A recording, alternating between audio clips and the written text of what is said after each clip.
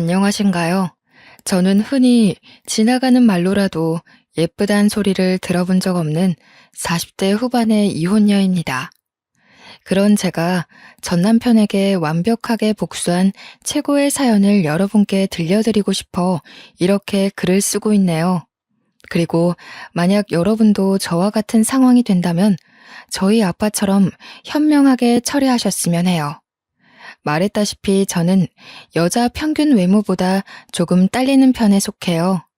농담 아니고 부모님한테 말고는 정말 예쁘다는 소리를 들어본 적이 없거든요.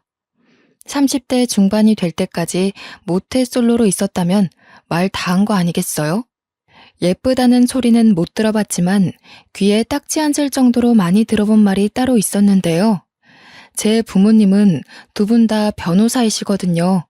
그래서 우리 집이 좀 넉넉하게 살았는데 과장 안 하고 재벌 딸이란 소리가 늘상 제 뒷공무니를 따라다녔어요. 저희 부모님께서 잘 나가는 주요 사기업 로펌 변호사이긴 해요. 친가 쪽, 외가 쪽 전부 다 한 자리 하시는 분들이 한 분 이상은 있는 괜찮은 집안이었죠. 그렇지만 저희 가네에서 그 누구도 제가 돈 많은 집 딸이라는 인식을 심어준 적은 없었어요. 제가 우리 집이 돈 많다는 걸 알게 된 건 사람들과 어울리게 되면서부터였는데요.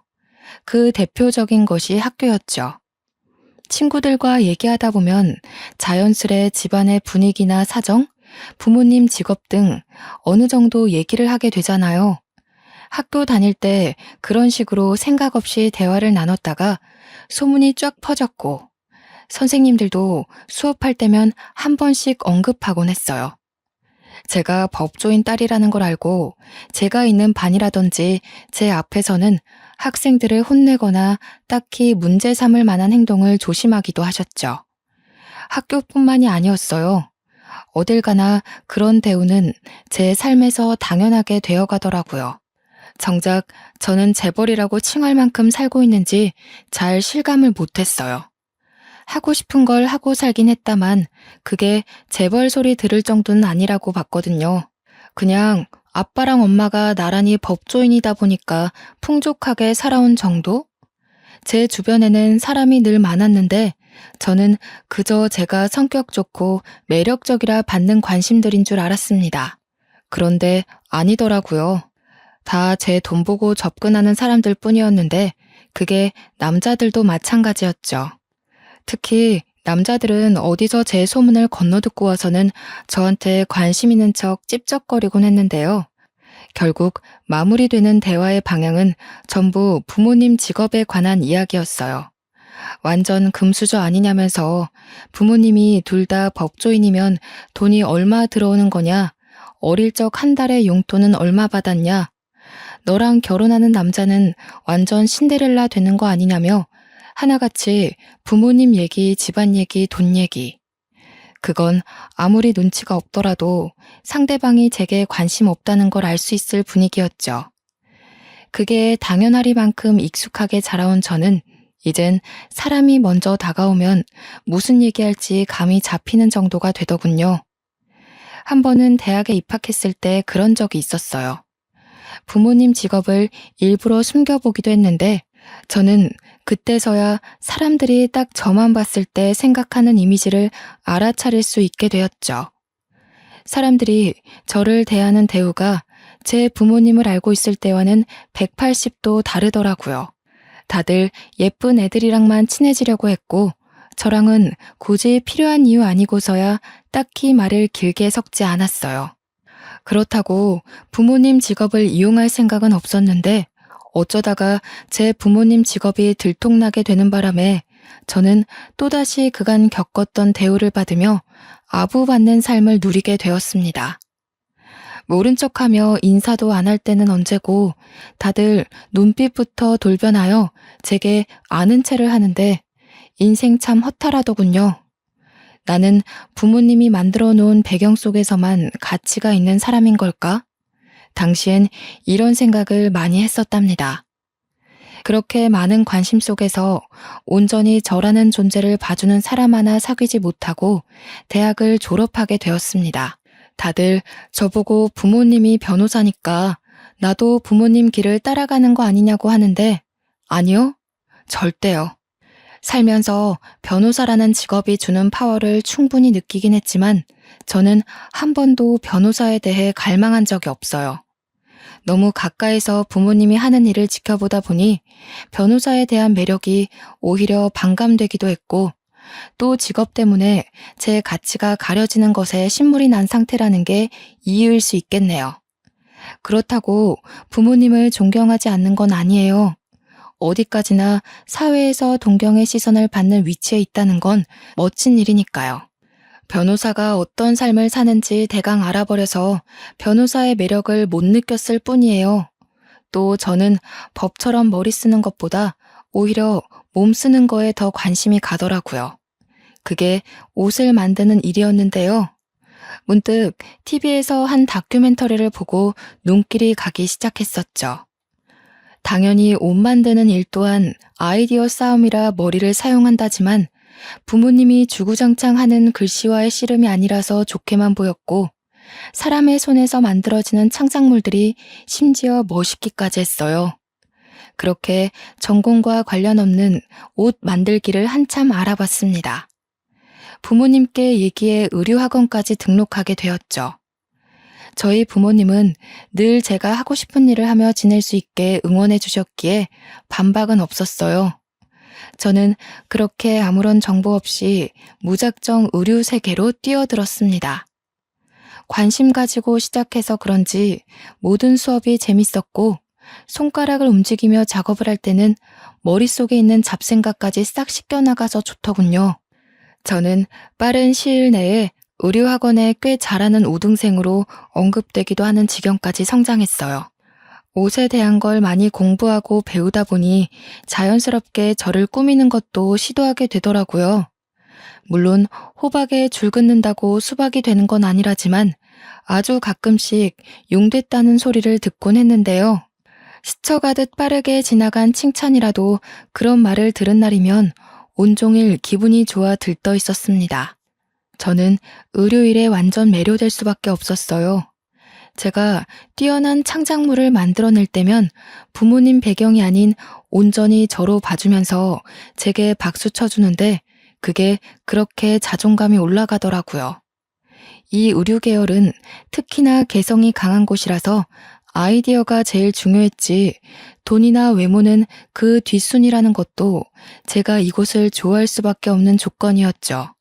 제 창작물이 사랑을 받을 때면 마치 저는 제 자신이 사랑받는 기분을 간접적으로 느끼곤 했어요.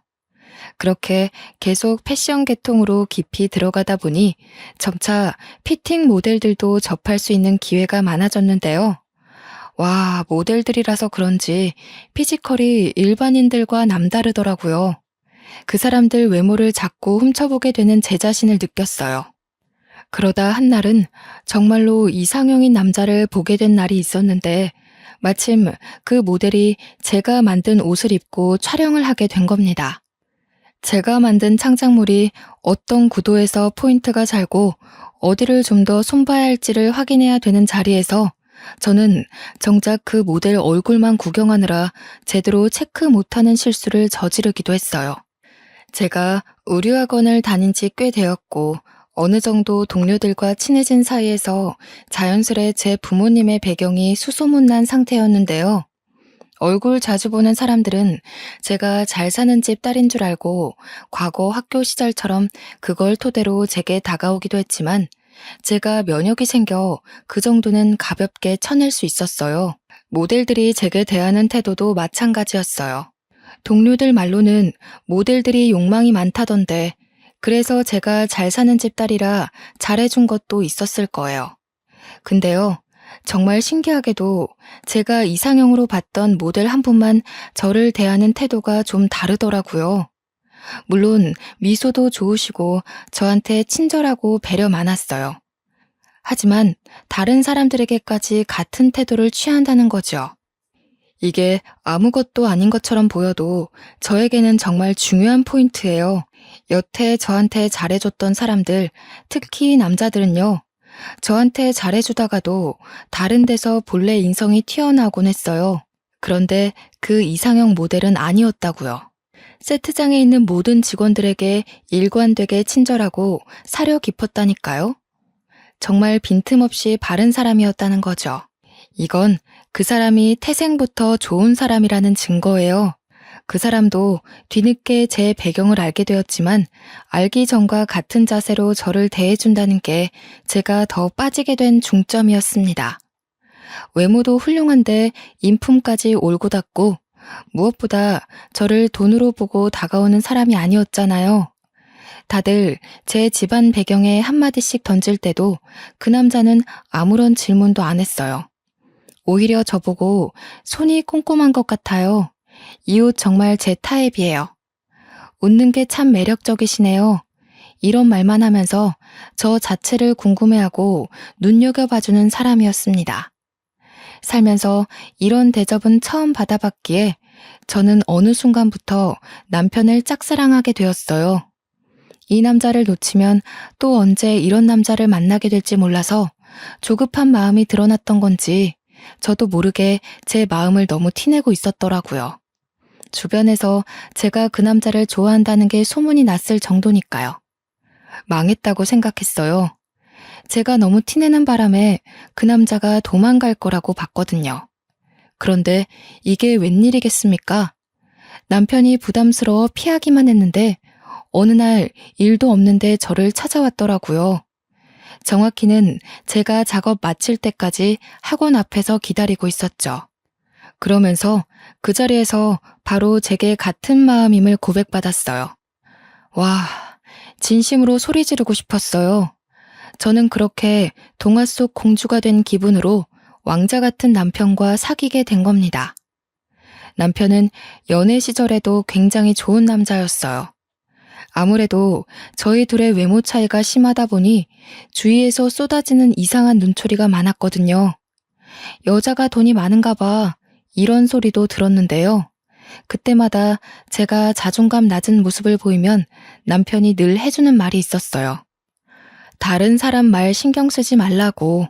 자기는 외모 같은 거 중요하지 않고 자기랑 많은 것이 통하는 게 더 중요하다며 저라는 여자가 딱 자기와 결이 맞는 사람이라고 해주더군요. 엄청 힘이 되었어요. 시간이 지날수록 남편은 더 적극 표현을 해왔고요. 한결같이 저를 사랑해주는 모습에 저는 이 사람이 첫 남자였음에도 결혼까지 생각할 정도로 빠졌습니다.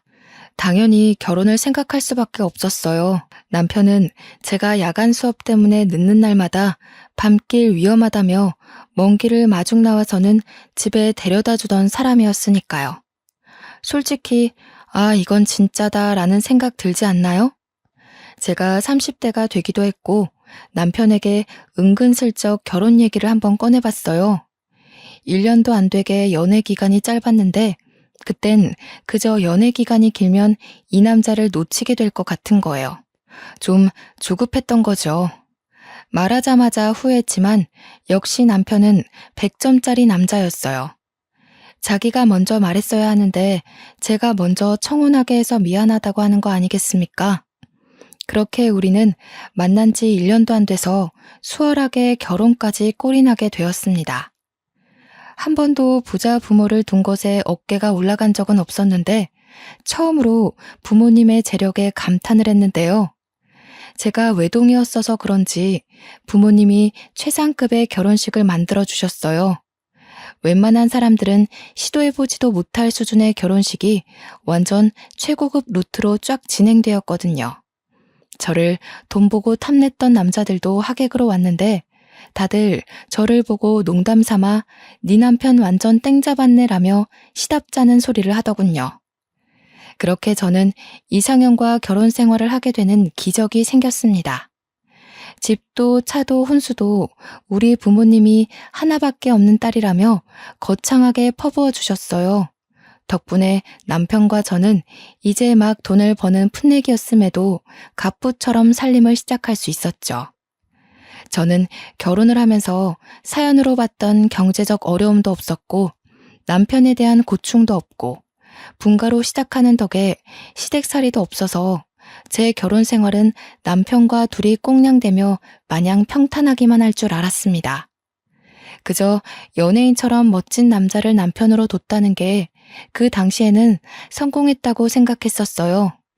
그렇게 밖에서는 서로의 일에 충실하고 집에서는 서로를 아껴주면서 잘만 지내왔는데요. 그런데 제 부탁으로 친정의 지원을 잔뜩 받게 된 남편이 패션 계통에서 좀 더 큰 시장으로 나가게 되면서부터 뭔가 삐그덕대기 시작했어요. 남편 하는 일이 많아지면서 동시에 외박도 잦아졌는데 그게 저희 사이를 변하게 만든 겁니다. 저는 단지 제가 이제 의류회사에서 한 자리 하고 있었고 피팅 모델 정도는 꽂을 수 있는 위치가 되어서 부모님의 도움까지 받아가며 남편을 지원했던 건데 조금 후회되더라고요. 그 후로 남편 얼굴 보는 게 쉽지 않았거든요. 제 일도 야근이 많아요. 그럼에도 저는 잠은 꼬박 집에서 잤어요. 저는 제가 모델 일에 대해 많이 알고 있다고 생각했는데 남편 외박에 대해 이해가 안 되는 부분이 생기는 것 보니까 아직도 알아가야 될 게 많구나 하는 생각만 하며 넘길 수밖에 없었죠. 그러다가도 홀로 자는 날이 일주일에 4~5번이 되니까 한날은 서운해서 남편한테 칭얼거려 보았습니다. 그랬더니 남편이 나 잘 되면 당신도 좋고 장인 어른이랑 장모님께도 떳떳한 사위 될 수 있어 좋잖아. 나는 하루빨리 잘 돼서 당신이랑 처갓집에 당당한 식구가 되고 싶어. 내가 이렇게나 든든하게 지원받고 있는데 아무런 성과가 없고 미래가 없다면 너도 장모님 장인어른도 속상할 거 아니야. 물 들어올 때 열심히 노저어야지.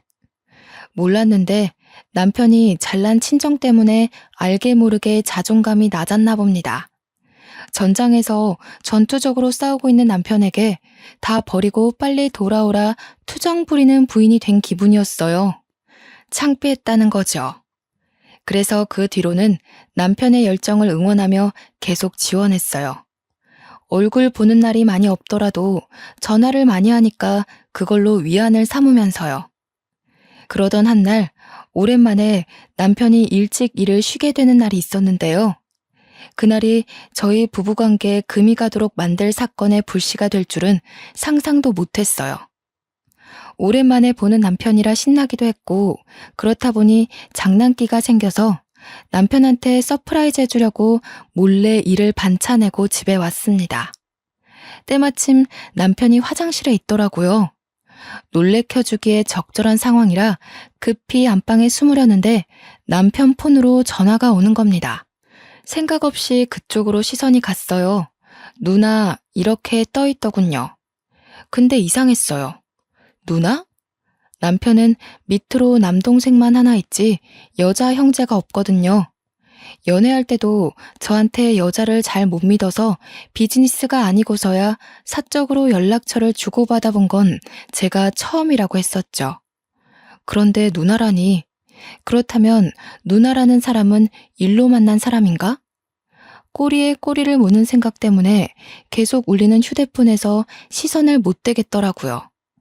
한 번도 아니고 2~3번이나 전화가 오고 있기도 했고요. 결국 호기심에 받아버렸지 뭡니까? 우리 지훈이 삐친 거 좀 풀렸어? 누나가 미안해. 너랑 제대로 만나려면 전 남편을 빨리 처리하는 게 좋으니까. 이혼에만 정신 팔려서 우리 100일인 줄은 까맣게 모르고 있었네. 이제 전 남편이랑은 완전히 정리했으니까 질투하지 마. 난 너밖에 없어. 알겠지? 화 풀리면 새 차 쇼핑하러 가자. 요즘 잘 나가는 애들은 차 2~3대씩 갖고 있다잖아. 누나가 우리 지훈이한테 어울리는 걸로 하나 뽑아줄게. 저는 제 귀가 잘못된 줄 알았습니다. 그리고 이 누나라는 사람이 제 남편을 다른 사람으로 착각해서 잘못 연락했다고 생각했죠. 그러나 지훈이란 이름은 제 남편이 맞고 이 누나가 제 남편 폰에 저장되어 있는 것도 사실이지 않습니까? 아무리 상황을 유연하게 해석하려 해도 100일, 이혼, 질투 이런 걸 비즈니스 단어로 인식하기엔 무리가 있었어요. 부정할래도 부정할 건덕지가 없었다는 겁니다. 너무 엄청난 사실을 들어버려서 말문이 막힌 채 멍청하게 서 있는데 수화기 안에서 계속 지훈아? 지훈아 하면서 뒤이어 하는 말이 있더군요. 네 못생긴 와이프는 언제쯤 정리되는데? 나 얼마나 기다려야 돼. 이제 네가 나 확실히 책임져야 되는 거 알지? 너 하나 보고 이혼까지 했단 말이야. 너도 빨리 이혼해서 누나 더 이상 외롭지 않게 해줘야지. 근데 내 이혼보다 네 이혼이 더 힘들 수도 있겠다. 조심해. 원래 못생긴 애들이 집념이 강하거든. 괜히 심기 건드려서 보복당하지 말고 잘 어르고 달래서 떼어내. 만약에 혹시라도 그 집에서 돈 내세우면서 면박 주잖아? 그럼 누나한테 전화해. 도와줄 테니까. 누나 건물주인 거 알지? 응? 이러면 삐친 거 좀 풀려나? 저는 제 얘기가 나오자 더는 듣지 못하고 끊어버렸습니다.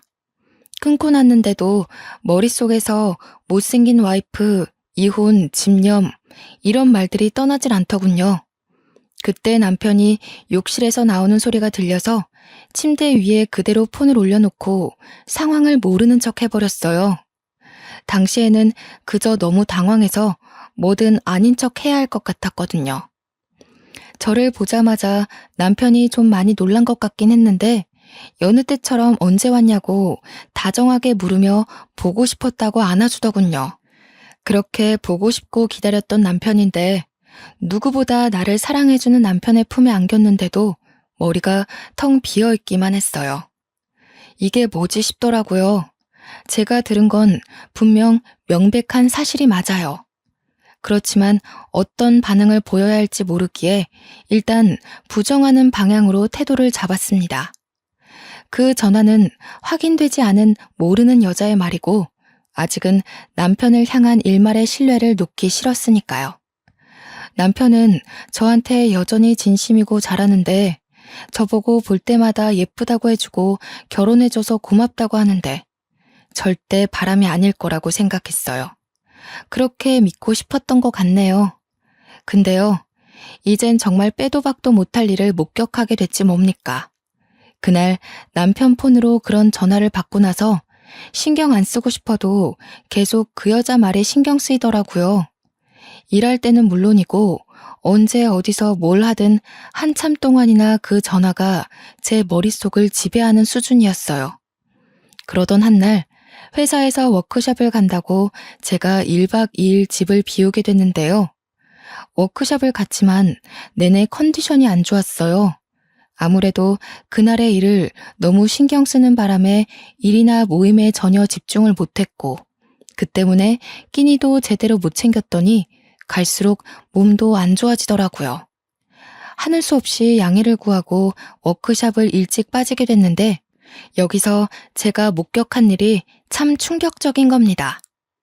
남편은 하도 일 때문에 외박이 많으니까 저도 일부러 집에 간다고 연락은 안 했어요. 남편의 경우 늘상 쉬면 쉰다고 말하는 사람인데 오늘 쉰다는 전화가 없었으니 당연히 집에 아무도 없다고 생각했죠. 오늘은 아무 생각 말고 푹 잠이나 자야지 하고 집에 들어갔는데 글쎄 남편 신발이 있는 거 아니겠습니까? 오늘 일 쉬나? 일찍 마쳤나? 그런데 왜 연락 안 했지? 온갖 생각이 들었지만 일단 들어가서 남편을 찾는 게 먼저라 생각했어요. 남편 목소리가 들리는데 안방 쪽이더라고요. 슬쩍 보니까 누구랑 통화 중이더군요. 나중에 성공해서 잘 나가면 다들 내 옆에 와이프 얼굴도 궁금해할 건데 그때마다 쪽팔려서 어떻게 소개하겠어. 지금 슬슬 성공 기로를 타고 있어서 조만간 이혼해도 될 것 같아. 이혼하더라도 재산 나눠 가질 게 많아서 좋지. 솔직히 그거 하나 보고 10년을 희생했는데 누나도 10년을 못생긴 배우자 보면서 살아봐라. 삶의 질이 떨어진다니까.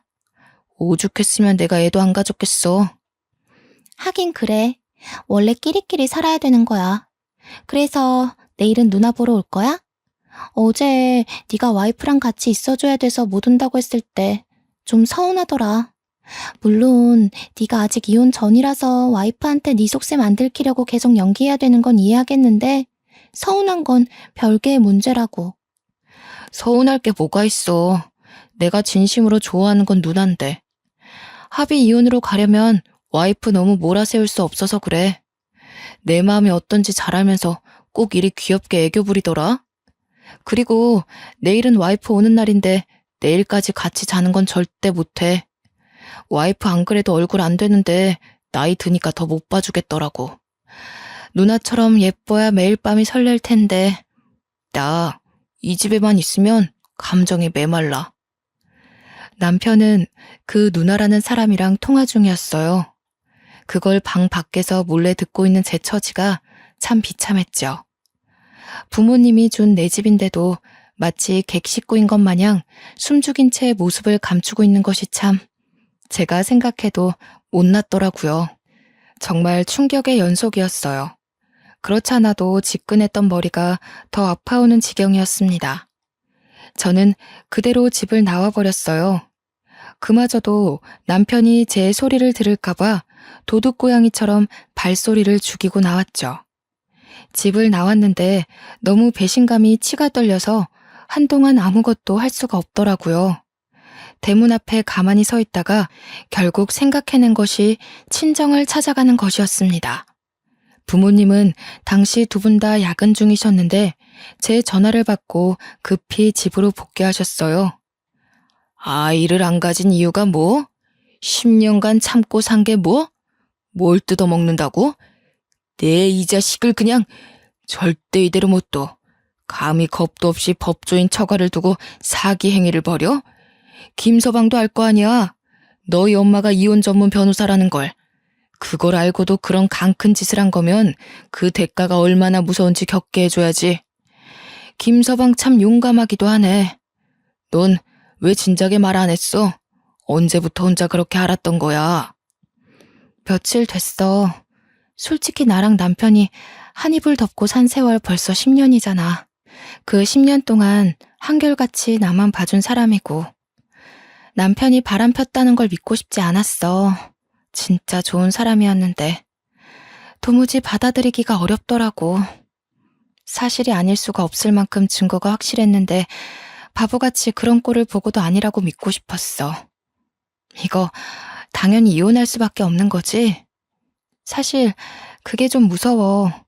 나 사회적으로 도태되는 건 아닐까? 네 탓 아니야. 그런 뒤 구린 놈들은 작정하고 마음 먹은 놈들이기 때문에 일반인들이 구분하기 어려워. 그래서 사기 결혼 당하는 케이스도 엄청 많고. 그래도 걱정 마. 딸, 부모가 둘이나 변호사인데 뭐가 무서워. 사실 집이랑 차랑 너네한테 들어간 비용 전부 우리가 대주겠다고 한 이유도 이거야. 내 딸이 이혼까지 안 가고 잘 살면 좋았겠다만 만일을 대비하는 것도 나쁘진 않으니까. 재산 분할해서 김서방이 가져가는 몫은 없을 거라 타격 좀 받을걸. 재산 노리고 결혼한 사람이라면. 친정 부모님이 변호사인 게 이럴 때 도움이 되더군요. 아무 생각이 없는 저와 달리 대처 방법이나 조언을 구할 게 참 많았어요. 친정 부모님은 화를 내면서도 금방 침착하게 대안을 짰습니다. 심지어 결혼 전부터 혹시 모를 이혼을 대비하고 저희 부부에게 일부러 더 지원해줬다는 말에 좀 놀랐네요. 한 번 더 부모님을 존경하게 되었죠. 친정 부모님은 일단 저보고 남편한테 티 안 낸 거는 잘했다고 했고요. 그 뒤부터 내내 방법을 알려주었어요. 저는 부모님이 시킨 대로 그날 밤 친정에서 자고 다음날 아침 남편한테 연락했습니다. 정말? 내년에 그 건물 시세가 그렇게 폭등해? 그러니까 내년에 그 건물에 로펌 사무실이 쫙 들어선다는 거지? 장인어른께서 주신 정보면 정확하겠네. 거기 입지 조건이 변호사들 사이에서 유명했구나. 장인어른께 꼭 감사하다고 전화드려야겠다. 너무 감사하잖아. 우리 집 생각해서 같이 먹고 살자고 이런 귀한 정보도 알려주시고. 사실 그 건물은 시댁 형편에 매매하기 부담스러운 비용이었어요. 그런데도 작년 건물 시세보다 조금 저렴한 비용으로 매매가 가능하다고 했더니 남편이 빚을 내서라도 사겠다는 겁니다. 억만장자 보장이라는 말에 홀랑 넘어간 것이죠. 이렇게 돈에 눈이 먼 사람이라는 것이 티가 나는데 제가 그동안 단단한 콩깍지가 씌었었나 봅니다. 남편은 평소에도 저희 친정 부모님 정보를 맹신하는 수준으로 믿었어요. 그래서 제 말에 의심도 없이 쉽게 넘어갔을 거예요. 남편이 돈에 미쳐서 저를 이용했으니 이런 정보를 던져주면 덥석 물 거라는 확신은 했는데요. 막상 그걸 한번 확인하는 셈이 되니 마음이 좀 씁쓸하긴 하더군요. 결국 남편은 바로 다음날 시댁에서 돈을 빌리면서까지 그 건물을 매입하게 되었습니다. 시댁은 대출까지 내서 남편이 그 건물을 살 수 있게 보태주었고요. 그리고 그때부터 저는 한동안 남편이 상간녀와 바람피는 증거를 모으면서 시간을 보냈어요. 정말 남편 앞에 단 한 톨의 재산도 남지 않도록 부모님이랑 잘 모의하여 일을 벌여갔죠. 그 와중에도 종종 집에서 남편과 시간을 보낼 때면 남편은 한결같이 제게 연기를 하였어요. 건물 정보 알려줬더니 요즘은 외박도 좀 줄었더라고요. 그러고 보니 그렇네요. 남편은 제가 친정으로부터 얻은 부동산 정보가 있거나 이름 있는 모델 회사의 계약권을 얻어올 때면 외박이 줄고는 했어요. 남편에게 마음이 식으니까 남편이 연애 시절처럼 웃는 모습도 그저 욕망 덩어리로만 보이더군요. 참 웃긴 일이죠. 저는 모든 준비를 마쳤고 친정에서 시키는 대로 때를 기다렸습니다. 그러다 아주 기가 막힌 타이밍이 찾아왔는데요. 제가 이혼을 요구하고 모든 걸 내려놓기에 딱 알맞은 날이었어요. 이 과정에서 참 어처구니 없었던 일이 또 있었는데 바로 시댁에서는 남편과 상간녀가 불륜을 저지르고 있는 걸 알고 있더군요. 우연히 엿들은 남편과 상간녀의 통화 때문에 알게 되었습니다. 심지어 한두 번이 아닌지 상간녀가 아주 며느리처럼 시어머니를 어머님으로 모시고 있었고 시댁과 만남의 자리를 가지게 된 그 모습이 저와 있을 때보다 훨씬 자연스러워 보였죠. 저희 엄마는 의뢰인 때문에 오지 못했고요. 아빠가 저와 동행해 주었는데요. 어디 잔치라도 났는지 한참 신나 있던 시댁으로 저와 아빠가 들이닥치니 시댁 식구들이 전부 당황하는 거 아니겠습니까? 남편을 밤마다 설레게 했던 상간녀 낯짝도 시댁과 같이 깜짝 놀라 있더군요. 여보, 갑자기 여길 어떻게 왔어? 장인어른께서는 이 시간에 어떻게... 제가 받은 연락이 없거든요. 밤늦게 갑자기 무슨 일이세요? 딸내미가 별 볼 일 없는 남자한테 바람 맞았는데 우리 아빠가 무슨 일로 여길 왔겠어. 참고로 우리 아빠 오늘은 당신 장인어른으로 온 거 아니야. 내 변호사로 같이 온 거야. 나 오늘 당신이랑 이혼할 거거든. 뭐라고? 이혼? 우리가 이혼을 왜 해? 변호사는 또 무슨 말이고. 도대체 무슨 소린지 하나도 모르겠어. 당신 무슨 일 있었어? 어제까지만 해도 같이 저녁 맛있게 먹고 잘 잤잖아. 안녕하세요, 사돈댁. 결혼식 후로 처음 뵙네요. 이혼 합의 때문에 들렸습니다. 식사는 나중에 하셔도 되지요? 우선 거실로 나와주시겠어요? 그나마 다 같이 앉을 수 있는 공간이 거실밖에 안 되네요.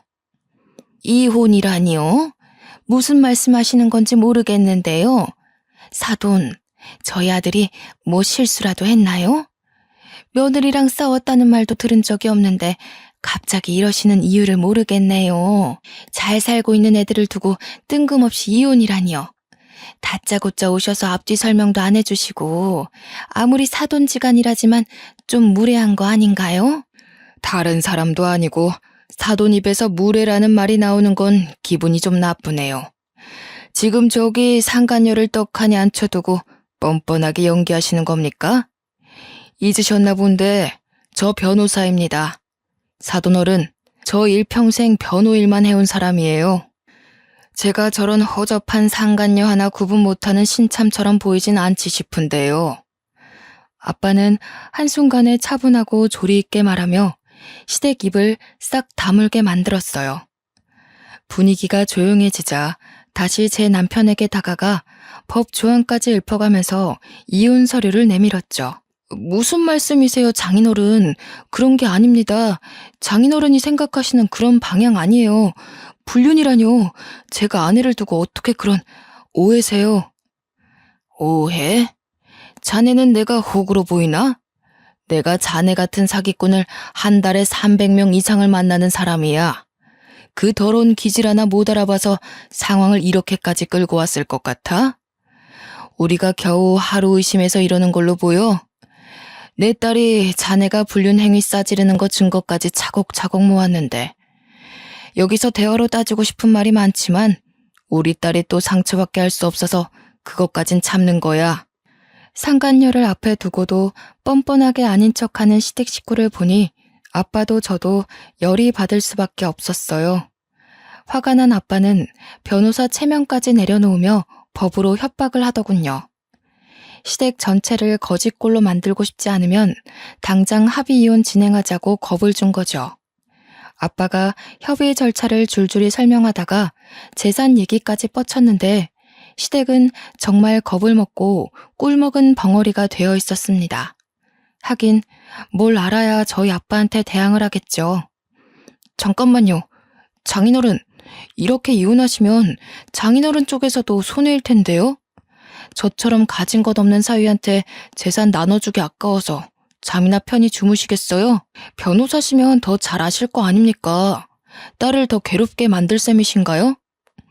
남편은 아빠한테 약간 겁을 먹은 것 같았지만 뒤지지 않고 대응을 하더라고요. 아빠 입장에선 뭣도 모르는 법을 가지고 변호사인 자기를 어설프게 협박하려 드는 남편이 그저 우스웠을 겁니다. 아빠는 상황 파악 못하고 어깨를 으쓱거리는 남편한테 대고 네가 가지게 될 건 아무것도 없다고 설명을 해주었어요. 무식한 남편은 전문 용어에 크게 흔들리면서도 나름 들리는 대로 들었을 텐데요. 상속, 증여, 재산 분할 안 됨. 이런 걸 듣고 대충 파악하는 것 같더니 이제야 지 처지를 제대로 자각했나 봅니다. 몹시 당황하더라고요. 거기다 대고 제가 한 번 더 쐐기를 박았죠. 당신이 매입한 그 건물 내년부터 처분론이 들어갈 계획이야. 당신이 돈 때문에 나를 속여서 결혼을 진행했잖아. 그게 얼마나 더러운 기분인지 알게 해주고 싶더라고. 나도 당신 엿먹으라고 거짓 정보 알려준 거야. 워낙 경력 좋은 사기꾼이라 안 속을 줄 알았는데 금방 넘어오길래 좀 그렇더라. 당신이 그렇게 쉽게 속으니까 내가 이런 어설픈 사기꾼 하나 못 알아채는 눈먼 장님 같잖아. 남편은 이미 공포에 질려있는 얼굴이었어요. 자신이 저와 이혼하면 정말 한 푼도 떨어질 게 없다는 걸 온몸으로 느끼고 있는 모습이었죠. 다짜고짜 제 손을 잡으면서 꼬리를 확 내리는 태세를 보이는데 이성적인 매력이라곤 정말 다 떨어져 버리더군요. 피지컬이 멋있고 좋으면 뭐하나요? 돈 앞에서 개가 되는 걸. 여보, 이혼이라니. 우리 한 번도 싸운 적 없이 10년을 살아왔잖아. 우리가 왜 이혼을 해? 응? 당신, 나 안 사랑해? 나는 아직도 10년 전처럼 당신만 보면 설레는데 당신은 아니야? 나 많이 좋아해줬잖아. 남편이 안절부절하며 곧 거짓골이 될 자신을 모면하고자 애를 쓰고 있을 때였어요. 쥐죽은 듯 가만히 있던 상간녀가 뜬금없이 나서서 남편과 저를 갈라놓더라고요. 아, 돈 많다고 유세 부린다던 처가댁이 이 사람들이구나? 변호사 그거 얼마나 번다고요? 돈으로 협박하는 거면 저도 만만치 않게 대응할 수 있어요.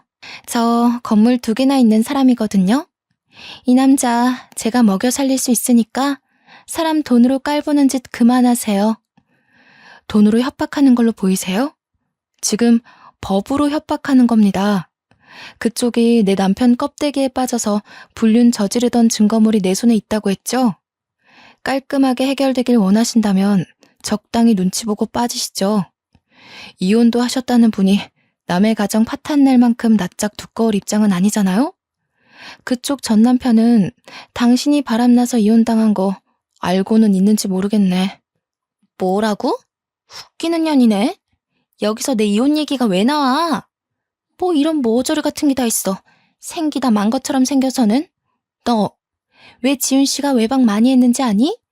지훈 씨가 너보고 상간녀가 입을 싸게 놀리려는 순간 남편이 나서서 상간녀의 입을 틀어막는 바람에 상간녀의 말이 끊어졌어요. 남편은 상간녀를 제게서 멀리 떨어뜨린 후 다시 저와 아빠한테 절절매기 시작했습니다. 저와 이혼하면 집, 차, 누리던 것 모두 다 뺏기고 심지어 큰돈 들여서 산 건물은 재산 분할 대상에 속한다고 하니 미치기 시작하더라고요.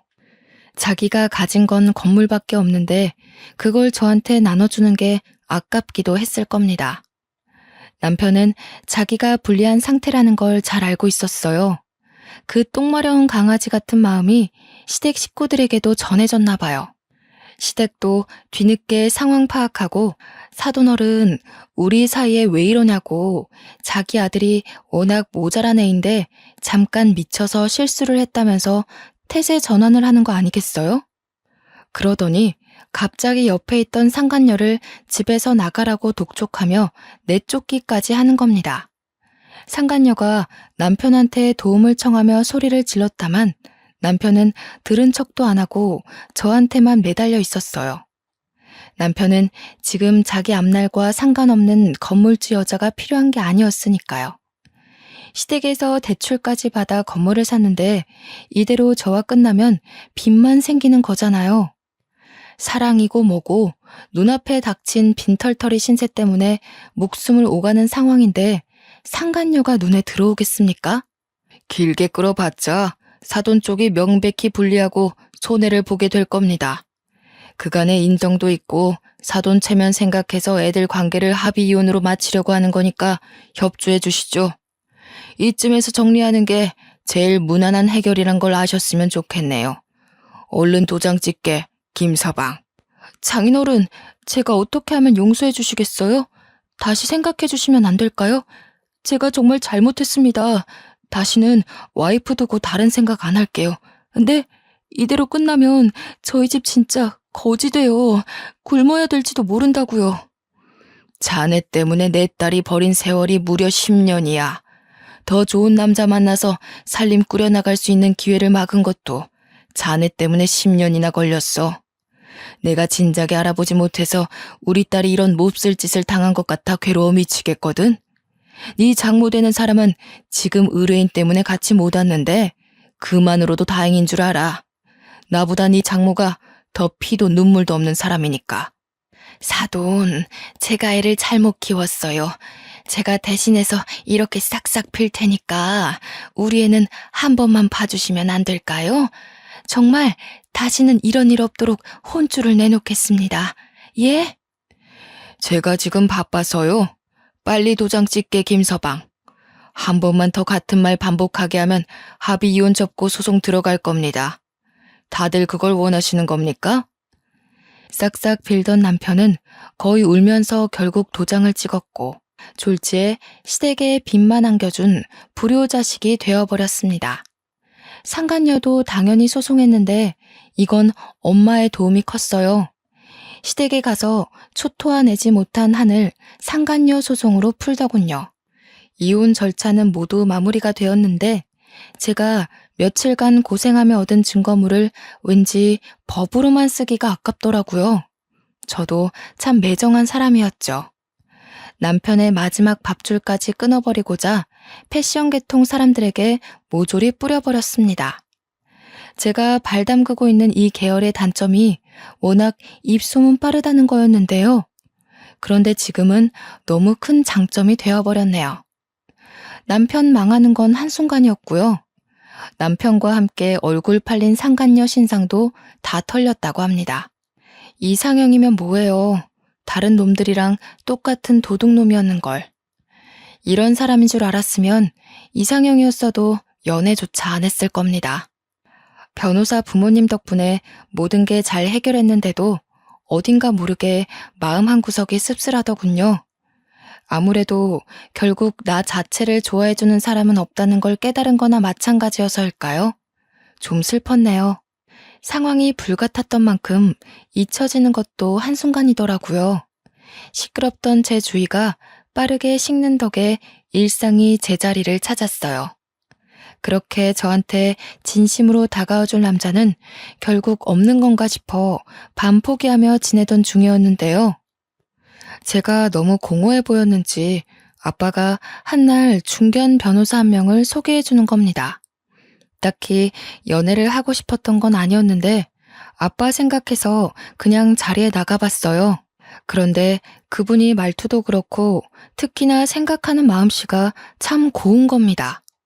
남자 집안도 우리처럼 법조인 집안이라네요. 아빠 말로는 참 성실한 사람이라고, 일만 하며 살아온 사람이라고 하는데 꾸밀 줄 모르는 거 보니 이해가더라고요. 부끄러워서 말을 버벅거리는 것도 나름 매력적이었어요. 변호사는 아무리 긴장되는 상황이라도 말 안 더듬을 줄 알았는데. 서로 통하는 게 많았는데 이건 전 남편처럼 인위적인 게 아니더군요. 그래서 자연스레 마음이 열렸고 지금은 서로를 존중하며 2년째 만남을 가지고 있습니다. 솔직히 아직도 사람 잘 보는 기준이 뭔지 모르겠어요. 만약 전 남편처럼 작정하고 저를 속이려고 연기하는 사람을 또 만난다면 구분할 자신이 없거든요. 그렇다고 하더라도 이제는 그 모든 게 제 잘못이라고 자책하진 않기로 했습니다. 내가 못나서가 아니라 상대가 나쁜 거라고 생각하며 저를 지킬 수 있는 마음의 힘이 생겼다는 거죠. 지금의 만나는 남자친구가 그런 걸 잘 알려주기도 해서 건강한 대인관계를 연습 중이랍니다. 그러니까 다들 저처럼 나쁜 사람을 두고 자신을 자책하는 일은 없었으면 해요. 결코 우리의 잘못이 아니니깐요. 너무 하소연식으로 비춰진 건 아닌가 싶습니다. 다시 올려보니 좀 긴 글이었네요.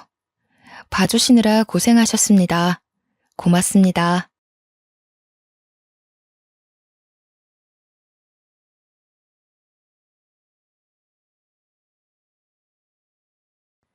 안녕하세요. 꼭 한번 사연을 올리고 싶던 40대 여성입니다. 바쁘게 살면서도 늘 이 채널을 켜두고 있답니다. 사람 사는 이야기들을 들으며 같이 욕도 하고 같이 울기도 하고 참 많은 감정을 느꼈던 채널이라 그런지 정감이 가는 거 있죠? 그런 채널에 드디어 제 사연을 올리다니 감개무량합니다. 항상 보면 가슴이 미어지고 가슴 속에서 분노가 차오르는 사연들이 많은데 과연 제 사연은 어떻게 보실지 너무 궁금하네요. 그럼 시작해 보겠습니다. 도시 빈민가가 바로 제가 살던 곳이었죠. 아직도 생각하면 인상이 써질 정도로 생각조차 하고 싶지 않은 그런 곳에서 줄곧 살았습니다. 자식이라고는 딱 저 하나뿐인데 저희 집은 참 힘들었어요. 한 번도 부유했던 적이 없었고 빈민가에서 줄곧 살았던 게 제 일상이고 인생이었는데 저는 적응을 못했습니다.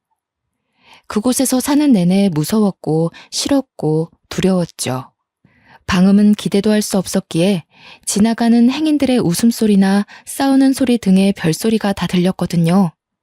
간혹 모두 잠든 새벽녘 누군가 고함이라도 치며 욕을 퍼부으면 전 그렇게 무서웠습니다. 밖에서 소리치는 그 사람이 꼭 저희 집에 들어와서 행패를 부릴 것 같았죠. 그렇게 허름했고 보안이라고 기대할 것도 없었습니다. 솔직히 말하면 어린 딸을 키우기에는 최악의 조건인 집이었죠. 물론 형편이 어려우니 어쩔 수 없다는 거 저도 잘 알았습니다. 그러나 제가 이해가 안 가는 부분들이 너무 많았어요. 저희 엄마께서는 골목길에서 김밥을 파셨습니다. 가게가 정식으로 있던 건 아니고 그냥 노점 느낌으로 파신 거지요. 하루 벌어먹고 사는 느낌이었고 저희 집은 이렇게 가난했는데도 엄마께서는 늘 배고픈 사람들에게 김밥을 나눠주셨습니다. 이렇게 되면 재료비만 나가고 버는 수익이 없으니 늘 마이너스가 될 수밖에 없잖아요. 형편이 좋아질래야 좋아질 수도 없었죠. 더 화가 나는 건 없는 살림에 빈민가 이웃들에게 도움을 참 많이도 줬다는 겁니다. 저희도 먹을 게 없어서 늘 배고프게 살아야 했는데 이 집 저 집 돌아다니며 반찬거리도 나눠주시고 김밥도 나눠주셨죠.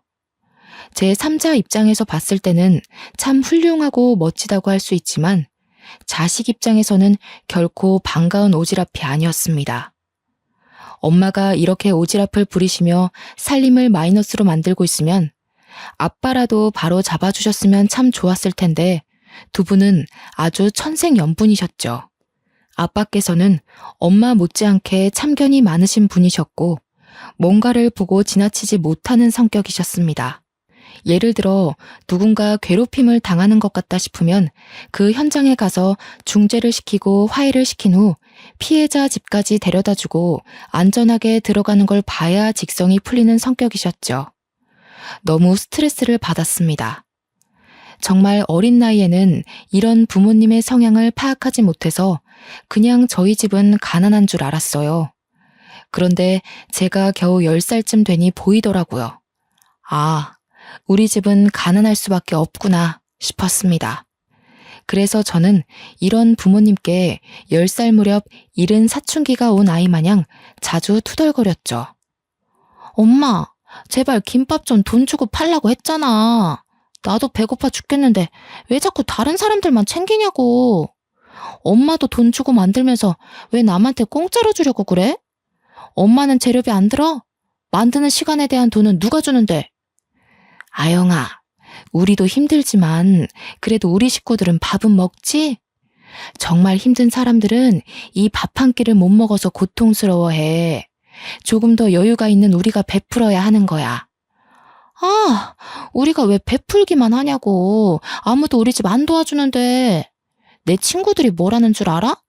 골목길 김밥 아줌마한테 가서 배고파요 하고 불쌍한 척하면 다 준다고 엄마를 바보 같다고 하잖아. 친구들이 엄마를 그렇게 말해서 속상했구나, 우리 딸이. 아, 몰라. 진짜 엄마 미워. 거기서 그렇게 김밥 좀 공짜로 주지 말라고. 저는 골목길에서 김밥 파는 엄마가 창피하거나 부끄러운 게 아니었습니다. 그건 부끄러운 일이 아니라고 생각을 했거든요. 그러나 그 김밥 아줌마가 제 엄마인 걸 모르는 친구들이 자꾸 엄마 욕을 하는 게 너무 싫었던 거죠. 친구들 사이에서 김밥 아줌마는 아주 유명했습니다. 배고프다고 조금만 불쌍한 척하면 김밥 한 줄을 주고 더 불쌍한 척하면 2줄도 준다고 말이죠. 하나뿐인 제 엄마가 친구들 사이에서 놀림거리가 되는 걸 누가 좋아하겠습니까? 저는 그게 너무 싫었던 겁니다. 그러나 제가 이렇게 말해도 변하는 건 하나도 없었어요. 시간이 갈수록 부모님께 불만은 커져만 갔고 저는 부모님과 대화도 잘 하지 않고 매일같이 뾰루퉁하게 삐져 있었습니다. 그러던 어느 날 너무 큰일이 벌어졌죠. 여느 때처럼 학교를 마치고 집에 가는 길에 골목길을 괜히 쓱 봤는데 엄마가 안 계시는 겁니다. 제가 늘 뾰루퉁한 표정으로 엄마를 쳐다보면 활짝 웃으며 인사를 해주셨고 비가 오나 눈이 오나 김밥을 파셨던 엄마가 안 계실 리가 없었죠. 뭔가 이상하다 싶었지만 혹시 집에 계시지 않을까라는 기대감에 집으로 막 뛰어갔습니다. 그리고 그날 처음으로 밤늦게까지 혼자 집에 있어야 했어요. 부모님과 있어도 무서운 그 집에 이유도 모른 채 밤늦게 부모님을 기다리던 저는 공포에 질려 펑펑 울고 말았어요. 울다 잠이 들었는데 엄마께서 뒤늦게 오셔서 정말 슬픈 얼굴로 저를 끌어안고 오열을 하셨죠. 그런 저는 못나게도 왜 늦게 나타났냐며 원망의 말만 내뱉고 말았습니다. 어떻게 나 혼자 두고 지금 올 수 있어? 나 얼마나 무서웠는지 알아? 엄마가 어떻게 된 줄 알았잖아. 아영아, 우리 이제 어쩌면 좋니? 뭐를, 왜 자꾸 우는데? 무서웠던 건 난데. 아영아, 우리 딸, 어떡해 정말. 엄마는 한참 동안 제대로 말도 못하시고 오열을 하셨습니다. 뾰루퉁하게 엄마한테 투덜거리던 저도 뭔가 심상치 않은 분위기를 감지했어요. 10살이면 꽤 어린 나이인데 그 나이 때 느낄 수 있는 가장 큰 공포심과 불안함을 느꼈던 순간이었죠. 저는 점점 말이 없어졌고 엄마의 눈물이 멈추길 기다렸습니다. 한참을 오열하시던 엄마는 제 머리를 쓸어 넘기시고 얼굴을 만지시길 몇 번을 반복하셨을까요? 어렵사리 입을 여셨습니다. 아빠께서 하늘나라로 가셨다고 말이죠. 처음에 엄마께 이 말을 듣고는 아무 생각이 나지 않았어요. 아빠가 하늘나라로 갔다는 것 자체가 실감이 나지 않았습니다. 분명 오늘 아침까지만 해도 아빠랑 인사도 하고 장난도 쳤으니 말이죠. 거기다 고개를 돌려 집을 봤는데 여전히 아빠의 흔적이 다 그대로인데 어떻게 아빠가 하늘나라로 갔다는 건지 모르겠더라고요. 저는 울지도 않았고 그냥 가만히 멍하게 있었습니다. 한참을 엄마와 시간을 보내고 대화를 한 후 장례식장으로 갔는데 아빠 영정사진을 보고 조금씩 감정이 이상했어요. 너무 어려서 저게 영정사진인지도 몰랐고 그냥 아빠 사진이 큼직하게 있다는 정도로 인식했는데 아빠 지인들과 가족들이 너무나도 슬프게 우는 겁니다. 그리고 모두 저를 발견하자마자 이제 어떡하냐며 통곡을 하시는데 그때서야 아빠 없는 현실이 조금씩 실감났어요. 아빠가 정말 세상을 떠나셨더라고요. 제가 고작 10살이었고 아직 하고 싶은 것도 많았고 못 해본 게 너무 많았는데 그냥 그렇게 하루아침에 가셨습니다. 솔직히 이별이란 게 뭔지 제대로 느끼지도 못할 나이에 아빠를 보내야 해서 마음껏 아파하지도 못했습니다. 그런데 더 아픈 건 아빠가 하늘나라로 가신 이유였죠. 불의를 보면 못 참는 우리 아빠가 길을 걷다가 동네 양아치들에게 맞고 있는 남학생을 발견했다고 합니다. 그런데 학생들끼리 치고받고 싸우는 수준이 아니라 정말 심각하게 구타를 당하고 있었고 이건 아빠가 나선다고 중재될 게 아니었죠. 당연히 경찰을 불러서 해결을 했어야 했는데 아빠는 다급한 마음에 스스로 나섰고 학생을 지키기 위해 대신 심한 폭행을 당하셨습니다. 폭행의 정도가 너무 심했고 아빠는 어떻게 해보지도 못하시고 현장에서 심장마비로 가셨다고 하셨죠. 너무 억울하고 분하지만 안타까운 건 제가 너무 어렸고 엄마께서는 그 당시에 아빠를 잃고 경황이 없으셔서 그 양아치들에 대한 법적 조치를 제대로 하지도 못하셨습니다. 한 가정의 가장을 하루아침에 떠나보내게 만든 그 양아치 학생들은 고작 강제 전학 조치만 내려졌죠. 지금 생각해도 너무 분하고 열받는 처분이지만 이미 시간이 너무 흘러 어쩔 수도 없었습니다. 명백하게 사람을 죽였는데 어떻게 강제 전학 가는 걸로 끝이 났을까요? 그들에게 강제 전학은 벌도 아니었을 겁니다. 그저 다른 학교로 가서도 똑같은 짓을 하고 있을 아주 쓰레기 같은 놈들이겠죠. 사람을 죽인 그 양아치들은 아주 잘 먹고 잘 살고 있을 텐데 왜 그들에게 아무런 법적 조치가 일어나지 않는지 너무 원망스러웠습니다. 아빠께서 하루아침에 허망하게 떠나신 후 저희 집은 말할 것도 없이 힘들었어요. 안 그래도 경제적으로 힘들었던 집이었지만 더 심각했죠. 아빠께서는 원래 동네 이발소를 운영하셨습니다. 그런데 문제는 엄마처럼 남을 돕기 위해 운영한 것이지 돈을 벌 목적이 아니셨습니다. 워낙 빈곤한 동네이니 돈 없는 어르신들에게는 늘 무료로 이발을 해주셔서 솔직히 수입은 거의 없는 편이었죠. 사실 엄마보다 아빠가 더 심하셨어요. 이발소에 손님이 없으면 아예 이발소 문을 닫아버리고 미용 장비들을 챙겨서 이리저리 돌아다니거나 거동이 어려우신 어르신을 집으로 직접 가서 무료로 이발을 해주셨어요. 저희 부모님 참 선하고 좋으신 분들이지요. 그러나 어린 저는 무턱대고 남을 돕는 부모님을 이해할 수 없겠더라고요. 어린 딸 자식이 있는 가장이 어떻게 목숨까지 걸고 남을 돕습니까? 그 당시에 저는 아빠에 대한 원망이 너무 컸습니다. 생판 모르는 남을 목숨까지 도와줄 때 집에 있을 가족들 생각은 한 번도 하지 않았을 겁니다.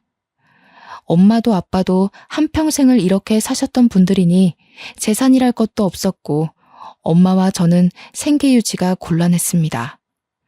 그럼에도 불구하고 여전히 엄마는 김밥을 무료로 나눠줬고 저는 미칠 것 같았죠. 정말 부부는 닮는다더니 저희 부모님은 하늘이 맺어준 인연이 아닐까 싶습니다. 아빠께서 가신 후 저희 모녀 사이는 벌어질 대로 벌어졌어요. 엄마와 더는 다투기도 싫었고 그냥 빨리 크고 싶었습니다. 하루빨리 나이가 들어 독립하고 싶었죠. 그러던 중 아빠 사망보험금이 아주 조금 나왔고 엄마께서는 그걸로 아주 작은 김밥집을 아예 차리셨습니다. 솔직히 이때 조금은 기대했어요. 제가 아무리 말은 이렇게 했어도 하나뿐인 가족이고 엄마인데 왜 싫기만 하겠습니까? 아빠 목숨값이기도 하고 정말 어렵게 차린 가게이니 엄마께서 제대로 가게 운영을 해주시길 기대했습니다. 엄마가 오픈하신 김밥집이 학교 근처라 하굣길에 궁금한 마음에 가봤어요. 그런데 멀리서 봐도 김밥집 앞에 줄이 정말 길게 서 있는 겁니다.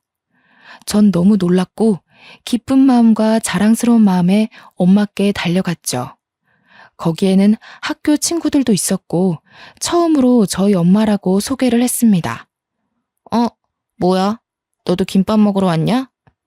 아니, 여기 우리 엄마 가게인데? 너희 우리 엄마 김밥 먹으러 온 거야? 아, 너희 엄마구나. 아줌마, 저 아영이랑 같은 반 친구인데 세 줄 주세요. 배가 너무 고파요. 저도요. 저도 아영이랑 같은 반이니까 세 줄 주세요. 뭐야, 엄마? 또 돈 안 받고 김밥 팔고 있는 거야? 그래서 이렇게 줄이 긴 거였어? 아영아, 우선 정신 없으니까 집에서 말하게 가 있어. 너희들이 아영이 친구였구나. 여기 앞에 놓인 거 다 가져가. 맛있게 먹고 우리 아영이랑 사이좋게 잘 지내. 배고프면 언제든 와서 먹고. 저는 이때 정말 화도 안 나고 절망했고 엄마가 정말 너무 싫었습니다. 아빠께서 그렇게 돌아가시고 분명 엄마도 느끼신 게 있으실 텐데 어떻게 이럴 수 있나 싶었죠. 지금 당장 우리가 돈이 없어서 먹고 사는 게 힘든데 우리보다 더 못 먹고 사는 이웃들뿐 아니라 더 잘 사는 이웃들까지 그냥 별의별 사람들을 다 챙기는 엄마를 이해할 수 없었습니다. 아직도 가슴속에 응어리로 자리 잡고 있는 아픔들이 있거든요. 초등학교 입학할 때 그 어린 나이에 저는 친구들에게 큰 놀림을 당했었죠. 수도가 끊길 때가 많아서 마음껏 씻지를 못했습니다. 그렇다 보니 옷매무새가 깨끗한 것도 아니었고 살도 새까맣게 때가 타 있으니 늘 놀림거리였죠. 심지어 옷은 늘 같은 것을 입다 보니 해져 있어서 친구들은 저를 보고 냄새나는 거지라고 놀렸어요. 제가 이렇게 놀림 당하는 걸 엄마께서는 알고 계셨는데 우는 제게 이런 말씀을 하셨습니다. 우리보다 더 못 사는 사람들이나 도움을 필요로 하는 사람은 늘 도와줘야 한다고 말이죠. 안 그래도 엄마에게 감정이 좋지 않았는데 그 순간 모든 기대가 무너졌고 그 이후 저는 엄마는 어떤 소통도 하지 않았습니다. 그렇게 사춘기가 되었고 저는 꽤 엇나가는 삶을 살았어요. 지금 생각해보면 후회스럽고 창피하지만 중학교를 다니며 나쁜 건 다 했습니다. 우연히 어울리게 된 친구들이 길거리에서 담배 피고 나쁜 짓 하는 양아치들과 친했는데 저도 자연스럽게 그 무리에 섞여 놀았죠. 그 무리에 섞이면서 들어가기 싫던 집도 잘 안 들어가거나 아주 늦은 시간에 들어갔고 또 담배까지 배워버리고 말았습니다. 이렇게 망가지고 있는 제 모습을 굳이 엄마께 숨기지도 않았어요. 중학생이 저런 행동을 하고 다니면 너무 큰 잘못이기에 최소한 숨기고 조심하는 모습이라도 보이는 게 정상인데 저는 담배를 피우고 냄새가 나던 말던 신경도 쓰지 않고 집에 들어갔습니다. 정말 미련하고 멍청한 행동을 엄마에게 반항을 한 거죠. 이렇게 망가지고 엇나가는 저를 보며 엄마께서는 반응하셨고 많이 우셨습니다.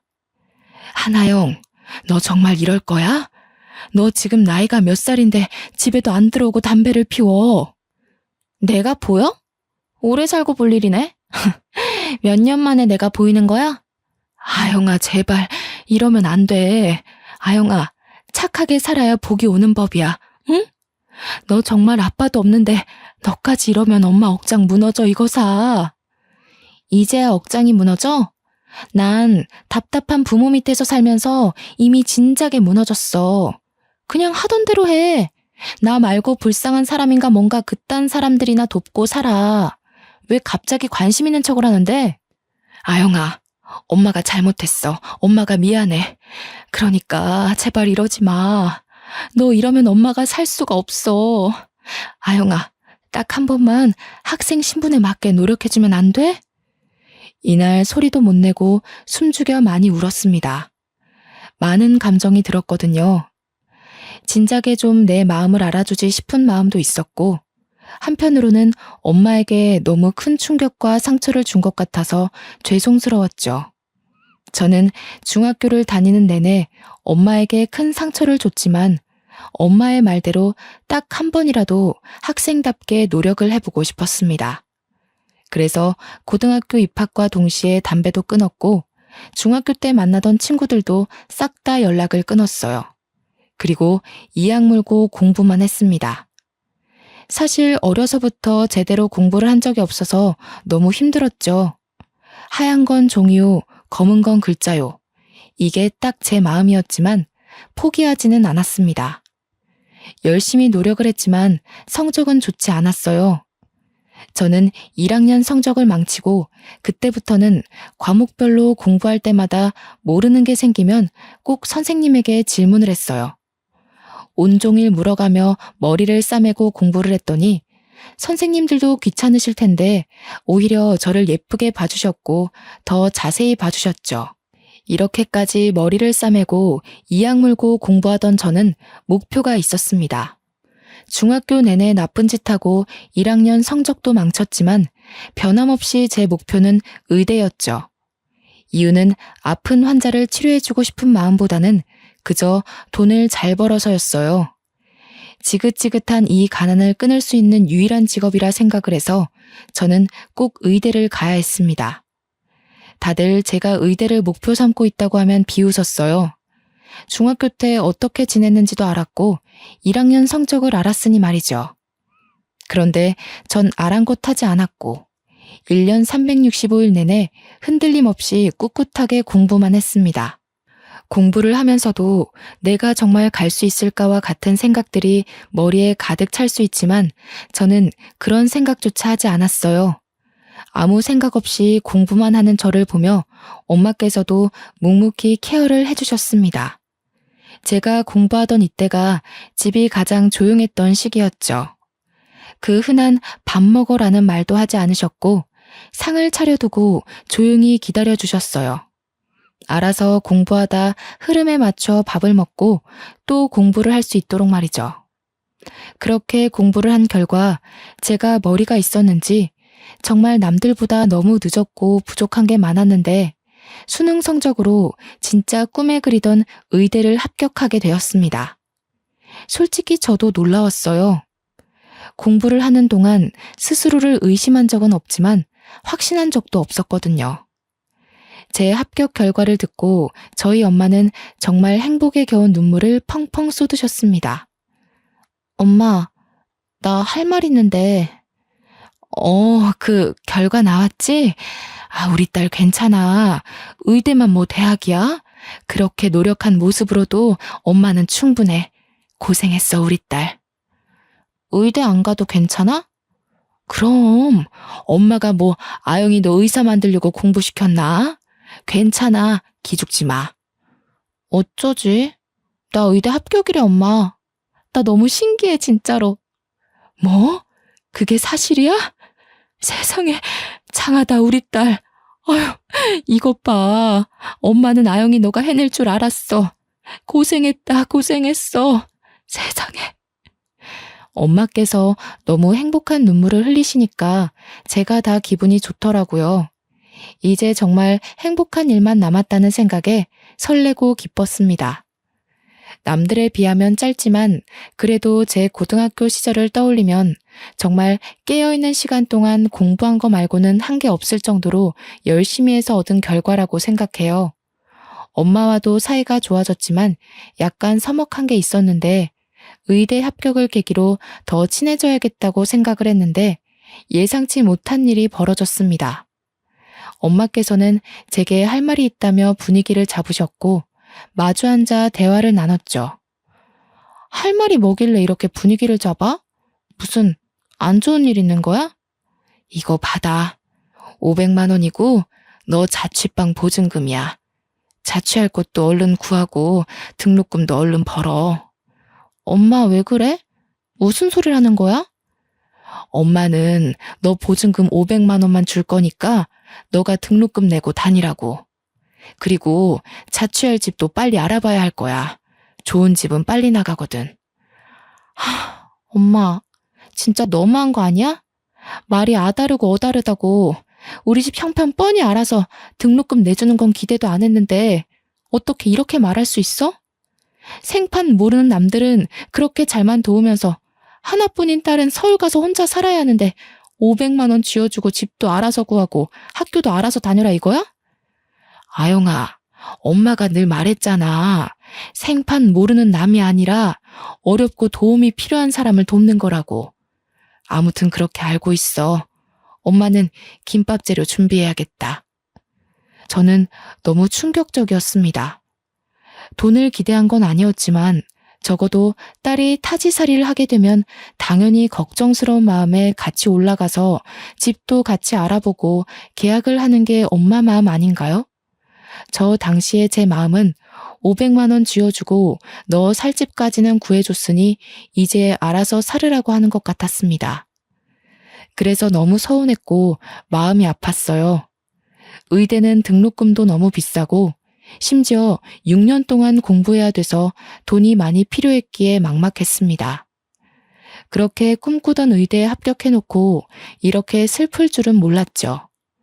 비록 중학생 때 정말 나쁜 행동을 했었지만 고등학생 때 정신을 차리며 의대 합격이라는 기쁨을 엄마께 안겨드리면서 모녀 사이가 많이 회복될 거라고 기대를 했습니다.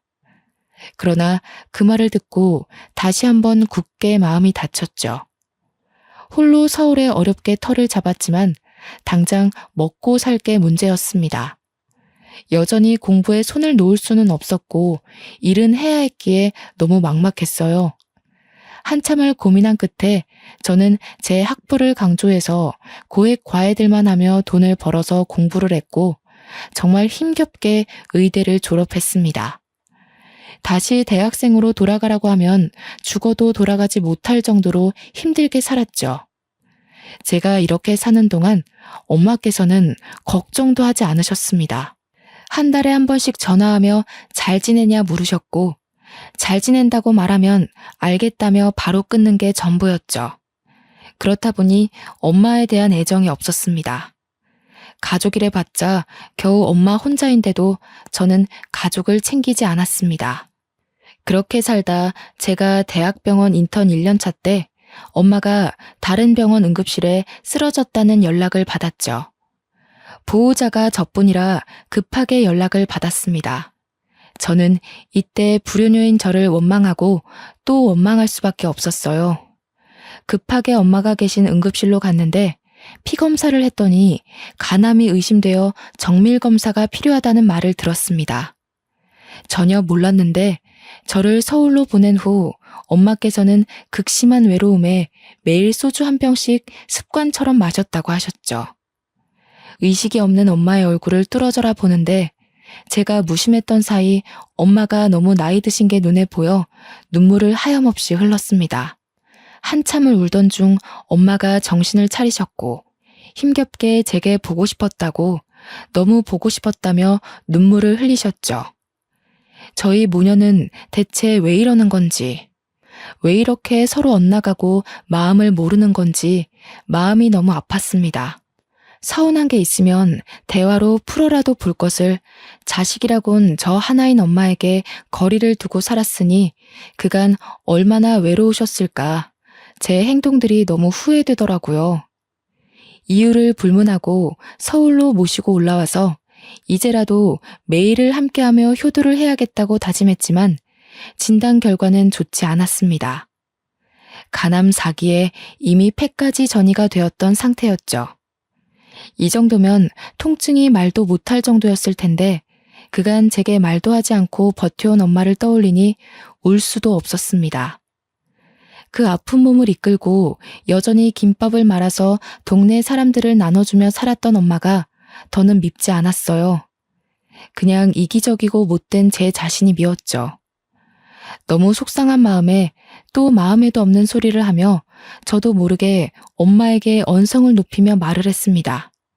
엄마, 대체 이 지경이 되도록 병원도 안 가고 뭐 한 거야? 이렇게 살려고 연락도 제대로 안 한 거야? 날 이렇게 불효녀 만들고 떠나야 속이 편해? 우리 아영이 고운 거 봐. 우리 딸 잘 사는 거 봤으니 됐어. 엄마는 치료 안 할 거야. 엄마는 병원에서 연명하다 가기 싫어. 너무 슬프지만 의사는 마지막을 준비하라고 했죠. 딸인 제가 의사인데 아무것도 못 해드리니 죄책감이 너무 컸고 뭘 해보지도 못하고 엄마 곁을 지킨 지 한 달 만에 엄마는 아빠 곁으로 가셨습니다. 장례를 치르는 내내 울다 쓰러질 정도로 참 많이 울었어요. 못 해드린 게 너무 많은 불효녀라 가슴이 찢어지다 못해 숨도 못 쉴 정도로 아려오더라고요. 엄마를 겨우겨우 보내드리고 한동안 정신도 못 차리고 엄마 집에서 지난 흔적들을 보는데 너무 속상했습니다. 여전히 낡은 이 집에서 아빠도 없이 저도 없이 홀로 얼마나 외롭고 쓸쓸했을까 싶었죠. 심지어 정말 많이 아팠을 텐데 그 작은 곳에서 괴로운 고통 참아가며 살았을 엄마를 떠올리니 제 자신을 참을 수가 없었습니다. 엄마 입장에서는 딸 하나뿐인데 그 먼 서울 땅에 홀로 보내면서 얼마나 걱정이 많으셨을까요? 이걸 제가 조금만 더 빨리 알아채고 이해했더라면 엄마를 이렇게 후회 속에 보내지 않았을 텐데 말입니다. 저는 엄마의 장례를 치르고 도저히 서울로 바로 올라갈 수 없었고 휴가를 낸 후 엄마가 살던 집에서 시간을 조금 보냈어요. 반성도 했고 후회도 하다가 문득 부모님과 함께 행복하게 웃던 저희 가족의 모습이 생각나면 웃다가도 울음을 터뜨리고 말았습니다. 그렇게 겨우 엄마를 가슴에 묻고 하나씩 정리를 했어요. 엄마의 흔적이 남은 김밥집은 팔아버렸고 그 동네와는 아예 영원히 안녕해버렸죠. 가슴에 응어리를 하나 더 품고 서울로 돌아와서 저는 더 독하게 살았습니다. 레지던트 생활을 끝낸 후 이비인후과 전문의가 되었는데 이때 동네 병원을 개원할 수 있었지만 아직 돈이 그렇게 여유롭지 않아서 종합병원에 들어갔죠. 혼자 생활이 점점 익숙해지다 보니 외롭기도 하고 남자를 만나볼까라는 생각이 들더라고요. 마음도 많이 평온해졌고 여유도 생겼거든요. 그래서 소개팅을 많이 했었는데 하나같이 다 별로였습니다. 의사인 걸 알고 나오니 대놓고 얼마를 버냐고 묻질 않나. 제가 의사라서 나온 사람들도 있고 그냥 다 조건 보고 나온 사람들이라 정 떨어져서 싫더라고요. 소개팅도 지치고 힘들어서 연애도 포기하려고 할 때쯤 정말 마지막이라는 생각으로 소개팅을 했는데 거기서 원하는 상대를 만났습니다. 그 남자는 변호사였는데 돈을 많이 벌어서 그런지 소개팅 내내 제 재산에는 전혀 관심이 없었고 그저 매너 있고 아주 젠틀한 남자였습니다. 이 남자와 호감을 갖고 잘 만나다 결국 연애를 시작했는데 얼마나 사람이 진중한지 손도 한 달 만에 조심스럽게 잡더라고요. 그렇게 1년을 만나고 남자친구와 결혼을 다짐했습니다. 외로운 내게도 드디어 가족이 생긴다는 기쁨에 묘한 감정이 들었는데 변수가 있었어요. 예비 시모가 아주 심상치 않은 사람이었죠. 예비 시모는 제게 대놓고 본인 집안은 남부러울 거 없는 집안이라는 걸 강조했고 개원한 의사도 아닌 고하면 숙이고 들어와라며 눈치를 주셨습니다. 몰랐는데 아주버님이 검사고 예비 남편이 변호사인 법조인 집안이었습니다. 예비 시부는 고위 공직자였다가 퇴직하셨고 시모랑은 이미 이혼하시고 지금 시모는 재혼을 하신 새어머니였죠. 한마디로 제게 눈을 부라리며 뭐라고 하던 예비 시모는 새어머니였습니다. 예비 시모는 솔직히 정말 너무 사치스럽고 싸 보였어요. 명품으로 도배를 하고 향수 냄새가 아주 진동을 하는데 첫인상이 아주 별로였죠. 심지어 예비 시댁 집안에서 아무도 제게 뭐라고 안 하는데 보잘것없어 보이는 예비 시모만 자존심 세워가며 제 길을 누르려 애썼습니다. 그러나 저는 절대 쉽게 지지 않는 성격이라 굳이 남자친구에게 말하지 않고 예비 시모를 상대해주고 있었죠. 이런 제 모습에 열받았는지 하루는 저를 고급 레스토랑으로 부르더라고요. 기꺼이 그 고급 레스토랑으로 가드렸죠. 어머, 눈이 왜 그렇게 동그랗니? 아, 하긴 너 같은 고아 출신이 이런 고급 레스토랑에 발길이나 해봤겠니? 다 내 덕인 줄 알아. 아, 네. 음식은 내가 알아서 시켰어. 어차피 넌 고아 출신이라 메뉴판 봐도 모를 것 같아서. 그나저나 없이 산 사람들이 이런 곳에서 밥 먹으면 체한다던데. 너 뭐 소화제라도 먹어야 하는 거 아니니? 저기 어머님, 저 이미 여기 수차례 와봤고요. 이 코스 얼마나 한다고 그러세요? 저 의사예요, 어머님. 버는 돈이 있는데 고작 이런 걸로 덜덜 떨겠어요? 그리고 말끝마다 고아 출신 하시는데 제가 반대로 어머님한테 새어머니라고 하시면 좋으세요? 뭐야? 너 미쳤어? 새어머니? 너 이거 감당해야 할 거야? 감당이라...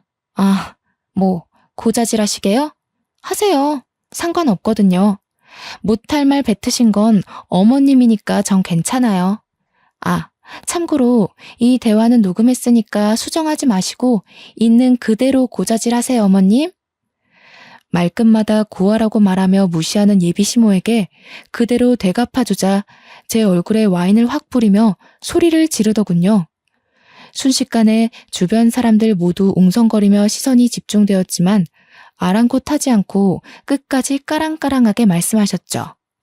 야, 고아 따위가 어디서 감히 자존심을 세우고 있어? 내가 너보다 훨씬 오래 살았는데 감히 너 따위가 누굴 가르치고 있어? 너 의사 배지 달면 뭐 인생이 바뀔 줄 알았어? 착각하지 마. 그래봤자 넌 부모도 없고 쓸모도 없는 고아년이야. 겸상해주니까 이게 기어오르고 있네. 그때 레스토랑 주인이 갑자기 제게 다가와 말을 걸었습니다. 저 말씀 중에 죄송하지만 혹시 한동현 씨 딸 하나영 씨 맞으세요? 네, 맞는데 저희 아빠 이름을 어떻게 아세요? 맞구나. 아영이 정말 반갑다. 아니, 그나저나 어쩌다 이런 수준 떨어지는 여자랑 겸상을 하고 있는 거야? 저에게 아버지 성함을 묻고는 갑자기 저한테 아는 체를 하시더라고요. 너무 당황스러웠는데 얼굴을 자세히 보니 20여 년 전 저희 아버지가 살려준 학생의 아버지더라고요. 그때 아버지 장례식장에 와서 하염없이 눈물을 쏟으며 너무 감사하다고 이 은혜를 어떻게 갚아야 될지 모르겠다던 아저씨였어요. 저를 어떻게 기억하고 말을 거셨는지 모르겠지만 저는 시어머니 될 사람한테서 와인을 뒤집어 쓴 탓에 제 꼴이 말이 아니었죠. 아저씨는 제게 깨끗한 수건을 가져다 주시고는 예비 시모에게 당장 경찰 부를 테니 영업 방해죄로 신고하겠다고 으름장을 놓으셨어요. 뭐야? 이 레스토랑 주인이랑 네가 어떻게 아는 사이야? 참나, 너 때문에 수준 떨어져서 내가 다시는 이 레스토랑 안 온다. 어쩜 고아년한테 아는 체를 하지? 격식 떨어지게. 이 여자 한동안 조용하더니 어디서 또 영감 하나 잘 물었나 보네. 당신 2번 다시 내 가게에 얼씬도 하지 마. 당신같이 늙은 남자 등쳐먹고 사는 인간들 대접하려고 최고급 재료들로 엄선된 요리 제공하는 거 아니니까. 당신은 저기 밑에 편의점에서 라면이나 먹지 그래? 아참, 그리고 내가 이미 경찰 불러놨으니까 조서 쓰러 갈 준비나 해. 레스토랑 주인 아저씨의 말에 시모는 얼굴이 새하얗게 질려서 계산도 안 하고 황급히 도망쳤습니다. 격식 떨어지는 발걸음으로 말이에요. 그 여자가 레스토랑을 떠나고 저는 직원 휴게실로 들어가서 아저씨가 주신 옷으로 갈아입었습니다. 몇십 년 만에 보는 얼굴이라 저도 너무 반갑더라고요. 뒤늦은 회포를 풀듯 저희는 가게가 마감할 때까지 서로의 안부를 물었습니다. 내가 너를 얼마나 찾고 있었는데 이렇게 만나니? 세상에. 너네 아버지가 우리 수호 살려주고 황망히 떠날 때 억장이 무너지는 줄 알았단다. 왜 신은 착한 사람을 먼저 데려가시는 건지. 너네 부모님이 얼마나 착한 분들이신데 아직도 너네 어머님이 싸주신 김밥이 생각난단다. 그래서 김밥집도 찾아가 봤는데 이미 가게를 정리했더구나. 어머님은 잘 살고 계시니? 아, 저희 어머니 4년 전에 돌아가셨어요. 제가 말을 안 해서 모르셨겠네요. 간암 때문에 그렇게 됐습니다. 아이고, 내가 너네 부모님한테 갚을 은혜를 어떻게 갚으라고 이렇게 급하게 떠나신 거니? 난 아직도 너네 부모님을 뵐 면목이 없구나. 찢어지게 가난했던 우리 가족, 그리고 우리 수호를 살려준 너희 집에 보답하기 위해 돈을 모았단다. 자, 이것 받으렴. 그렇게 건네받은 통장에는 무려 20억이 들어 있었습니다. 손사래를 치며 너무 큰 돈이라 받을 수 없다고 했지만 아저씨는 눈물까지 보이시며 제발 받아달라고 죽기 전에 꼭 은혜를 갚아야 한다며 통장을 제 손에 쥐어주셨어요. 아영아, 아저씨가 요식업으로 정말 성공했거든. 고급 레스토랑만 해도 전국에 수십 개 차렸어. 여기가 본점이고. 내가 언젠가 너희 가족 만나면 꼭 주려고 모아둔 돈이야. 드디어 줄 수 있다니 너무 기쁘다, 아영아. 이것밖에 못 줘서 아저씨가 너무 미안해. 그렇게 20년간 쌓인 이야기 보따리를 풀었고 아저씨는 우리 부모님한테 은혜를 갚고 싶은 분들이 정말 많다고 하시며 옛 동네에 사셨던 주민들에게도 소식을 전해주셨습니다. 아저씨의 차를 타고 다 함께 부모님 빈소에 인사를 하러 갔습니다. 세상에, 아영 엄마, 뭐가 그렇게 급하다고 떠났어. 내가 아영 엄마가 싸준 김밥 덕분에 죽고 싶은 마음을 꾹 참고 매일매일 살려고 노력했어. 그 김밥 없었으면 우리 가족은 다 굶어 죽고 이 세상에 없었을 거야. 이 말을 너무 뒤늦게 말했다, 그치? 아영이가 참 이쁘게 곱게 컸네. 하긴 엄마 아빠가 그렇게 인물이 좋으니 아영이도 그렇지. 이제 우리가 있으니까 아영 엄마, 아영 아빠 하늘에서 보고 있지? 우리가 아영이 잘 키워줄게. 걱정 말고 맡겨줘. 살아있을 때 갚지 못한 은혜는 내가 죽을 때까지 우리 아영이 도와주며 갚을게. 날 좋은 날 하늘에서 다 같이 봅시다. 고마웠어. 아휴, 왜 이렇게 눈물이 나는지 모르겠네. 그동안 얼마나 마음고생이 심했어, 그래. 고생했다. 고생했어. 이제는 여기가 다 이모고 삼촌이고 엄마고 아빠라 생각하고 살아라. 아영아, 알겠지? 다들 왜 우세요, 좋은 날에. 워낙 형편이 어려운 주민들이 많아서 대부분 그대로 살고 계셨지만 레스토랑 아저씨처럼 성공하신 분도 계셨습니다. 제가 좋은 소식 들고 왔으면 좋았겠지만 예비 시모로 인해 파혼을 결정하며 어깨가 조금 무겁더라고요. 그래도 조금 속 시원했던 건 예비 시모와의 대화 녹취본을 시댁 식구들 카카오톡에 전부 보내버렸습니다. 처음에 남자친구에게 파혼하자고 했더니 너무 당황해하며 우리가 어떻게 헤어지냐고 이유가 뭐냐고 난리가 났었죠. 그래서 전 대답도 하지 않고 그냥 저 녹취본 파일을 보내줬습니다. 예비 시모가 시댁 식구들 앞에서는 현모양처에 아주 교양 있는 척을 다 떨었을 텐데 아마 그 녹취본을 들은 식구들의 충격은 굉장할 거예요. 그렇게 2주가 지날 때쯤 뜬금없이 예비 시부가 연락 와서는 잠시만 자기를 만나줄 수 있냐고 부탁하는 거예요. 약속된 장소로 가서 대면대면 이야기를 시작했더니 글쎄 갑자기 예비 시부가 이혼을 한다는 겁니다. 내가 너무 사람을 잘못 봤더라고. 세아가 덕분에 집사람이 얼마나 삐뚤어진 사람이었는지 잘 알게 되었어. 그 여자가 세아가 너한테도 참 못할 짓을 했더구나. 내가 대신 사과하마. 재혼할 때만 해도 이런 사람이 아니었는데 돈에 눈이 멀어서 지금은 지독한 여자가 되었더구나. 그래서 나는 이혼을 할 거란다. 세아가 너는 파혼하지 말아다오. 우리 집에 다시는 그 여자가 발붙일 수 없도록 신경 쓸 테니 지난 날은 잊고 우리 아들과 다시 결혼 진행할 수는 없겠니? 진심 어린 예비 시부의 사과에 저는 고민을 했습니다.